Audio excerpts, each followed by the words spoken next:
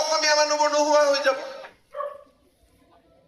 অচিৰে ৪৫০০ শিক্ষক পদত হ'ব নিযুক্তি ফেব্ৰুৱাৰীৰ ভিতৰত সম্পন্ন হ'ব নিযুক্তি প্ৰক্ৰিয়া ভোগালী বিহুৰ পাছতে হ'ব নথি পত্ৰ পৰীক্ষণ প্ৰক্ৰিয়া এই কথা ঘোষণা কৰিছে শিক্ষামন্ত্ৰী অনুজ পেগুৱে কৰ্মৰত অৱস্থাত মৃত্যু ঘটা শিক্ষকৰ পৰিয়াললৈ আৰ্থিক সাহায্য দি ঘোষণা কৰিছে শিক্ষামন্ত্ৰীগৰাকীয়ে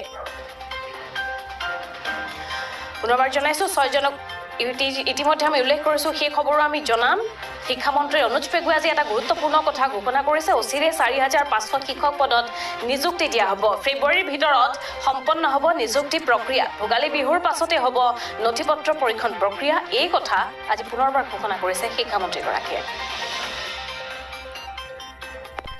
নিযুক্তি প্ৰক্ৰিয়াৰ আমি বৃহৎ সফলতা অসম চৰকাৰে লাভ কৰিছে আমি ১.৫ লাখ অতিক্ৰম কৰিম আৰু ৪৫০০ LP UP টিচাৰৰ তেওঁলোকৰো আমি আবেদনসমূহ গ্ৰহণ কৰিছিলোঁ আমি ইয়াৰ আগৰ যি ৫৫০০ সেই প্ৰক্ৰিয়াটো সম্পূৰ্ণ নকৰাকে আমি ৪৫০০ৰ ভেৰিফিকেশ্যন আৰম্ভ কৰা নাছিলোঁ কাৰণ অভাৰলেপিঙৰ এটা সমস্যা থাকে সেইখিনি ৫৫০০ৰ নিযুক্তি হৈ যোৱাৰ পাছত ৪৫০০ৰ ভেৰিফিকেশ্যনৰ প্ৰক্ৰিয়া প্ৰণালীবদ্ধভাৱে আৰম্ভ হৈছে প্ৰথম আমি PWD ভেৰিফিকেশ্যন কৰিলোঁ ইয়াৰ পাছত তেওঁলোকৰ যিসকলৰ NCC আছিল NCCৰ চাৰ্টিফিকেটবিলাকৰ ভেৰিফিকেশ্যন হৈছে আৰু সেইটো আমি NCC লৈকে লিখিছোঁ তেওঁলোকৰ পৰা আধা আহি পাইছে আৰু আধা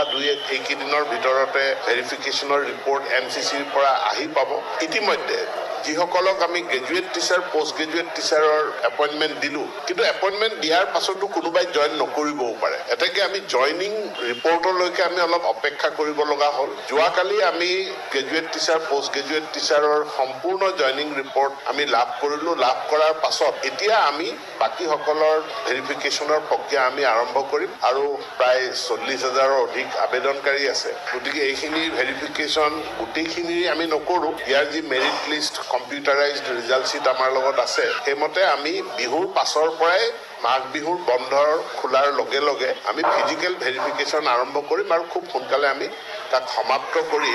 আমি ফেব্ৰুৱাৰী মাহতে আমি যাতে নিযুক্তি দিব পাৰোঁ তাৰ কাৰণে আমি প্ৰচেষ্টা ৬ জনগোষ্ঠীৰ জনজাতিকৰণ সন্দৰ্ভত